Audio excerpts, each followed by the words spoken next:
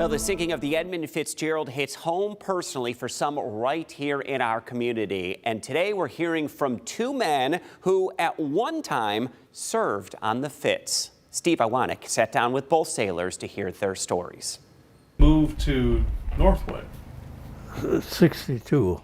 A simple ad in the paper is what sparked a career on the Great Lakes for Mike Capser. Now living in Northwood, but originally from Minnesota. There was an ad in the paper, to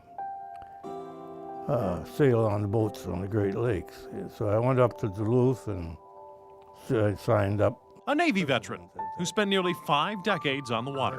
What year did you retire from it? June 98. And through all those years, one ship stayed with him. Well, that was the best at that time. Yeah, that was the best. From 1969 to 1972, Capser served as third mate on the Edmund Fitzgerald, an officer and second in command to the captain. Alongside a crew of 30, he made trips back and forth from Minnesota through Lake Superior and through the port of Toledo. It was the busiest, back then, it was the busiest port in the world. And the journeys were long. The trip took about six and a half days, round trip. For every 2 months you get a 28-day vacation. After the Fitzgerald, Capser worked on several ships, including his last, the Columbia Star. 1,000 foot long. Wow. And you served on that one? Yeah, that's the last one I was on. I was on there 8 years. Even now, he still remembers the morning he learned the Fitzgerald was gone. We didn't know, I think, until maybe 6, 7 o'clock in the morning the next day. The news spread. Before he even said the name of the ship, I feared the worst.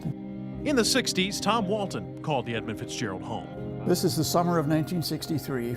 Serving meals on the ship at 19 years old. We got to the dock in time, board the ship at 5 o'clock, and immediately began serving my first meal as a porter in the galley on the Fitzgerald. It was like a dream come true. Still with memories in his mind and closet.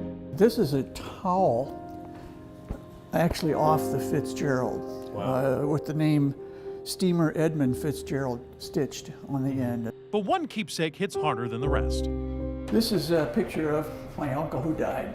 Oh, wow. What was his name? Grant Walton. Grant, listed as Ralph G. Walton, was one of the 29 crew members lost that night the Fitzgerald sank. He was working deep in the engine room. It saddens me so much to think of that jolly, jovial guy in that awful moment of terror, knowing what was about to happen when it was too late to do anything about it.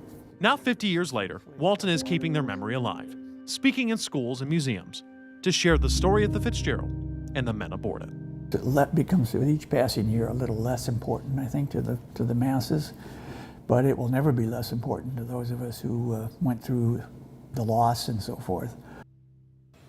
Truly incredible, the local ties to right here in Northwest Ohio. Stay with WTOL 11 as we sail toward November 10th, marking 50 years since the so-called Toledo Express went down. We will continue to bring you new stories uncovering the history, the mystery, and the lasting legacy of that tragic night each and every week. You can also find a full breakdown of our coverage anytime on WTOL.com.